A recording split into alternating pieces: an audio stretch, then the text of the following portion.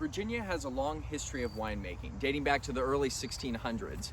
But over the last 10 years, the amount of wineries here have almost doubled. And today, we'll be looking at one of Virginia's favorites. Prince Michel Vineyard and Winery was founded in 1982 and has become one of the largest and most known wineries in the region. Located right off of Route 29, tucked in between Charlottesville and Culpeper, Prince Michel offers their guests a variety of wines, beers, and food. First up is the Pinot Grigio. This is done in a classic Italian style. It's made very light, very crisp, with a good amount of acidity.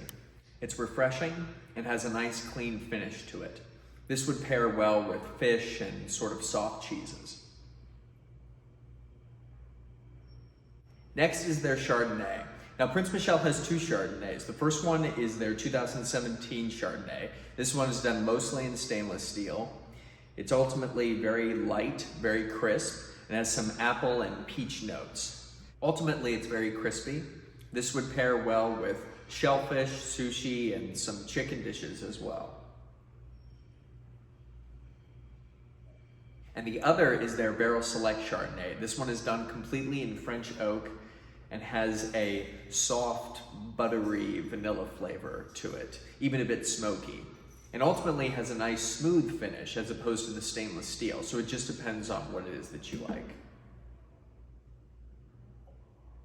Wild game would pair well with the Barrel Select, almost anything off the grill. So unfortunately, the next one that was going to be on our list, I actually just was told that it was out of stock. But I'll still speak about it a little bit just because it was the only red that was featured on our list. And it's no surprise that it's out of stock because it's Symbiose, which is Prince Michel's flagship wine. It's the wine that they're most known for. And it's usually a blend of 4 different grapes: Merlot, Cab Franc, Cabernet Sauvignon, and Petit Verdot. And the percentages of each grape changes every year with each new creation. It's very dark, very heavy, with blackberry and black currant notes.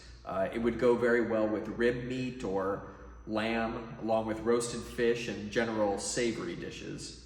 It's full-bodied and rich, but for those of you who may not like reds, you'll find it surprisingly smooth. Hopefully you'll get a chance to try it the next time you're in town, but for now we'll move on to the port-style dessert wine. This is 18% alcohol, fortified in brandy. It has dark chocolate and black raspberry notes. It's dark, but it has a smooth, sweet finish.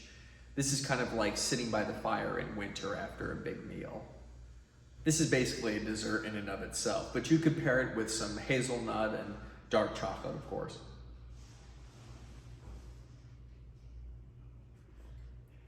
And finally, this is Très Bien. This is their second dessert wine. This one is done in a late harvest style, which creates a lot of sugar and a lot of acidity. Just like the last one, it's meant to be a sipping wine after a large meal. But whereas the port-style dessert wine makes me think of sitting by the fire in winter, this would be like sitting out on the porch on a nice summer evening. It's 100% Petit Menzing, filled with a lot of honeysuckle, golden raisin, and a bit of apricot, so it's very sweet.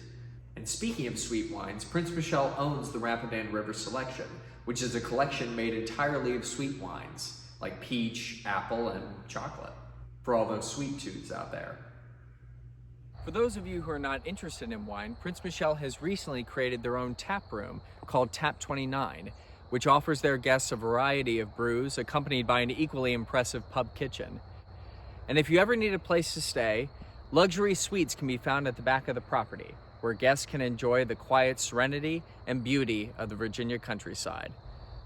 For more information on this and other wineries, visit virginiawine.org or visit their own website at princemichel.com. I'm Taylor Ballard, and thanks for stopping by.